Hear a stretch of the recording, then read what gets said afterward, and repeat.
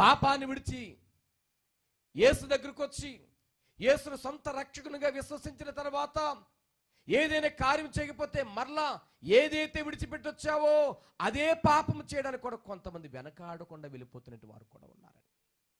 వీరు ఎప్పుడు కార్యాలు చూడలేరండి. ఎప్పుడు కూడా వారి జీవితం మారదు. మీరు ఓరకనే నిలిచి చూడండి, మీ కన్నులు ఎదురు దేవుడు అద్భుతమైన కార్యం జరిగించబోతున్నాడు. పిరికి వారు ఉన్నారు, తొందరపాటు కలిగినట్టు వారు ఉన్నారు, రాజీ పడిపోదాం అన్నవారు కూడా చాలా మంది ఉన్నారు.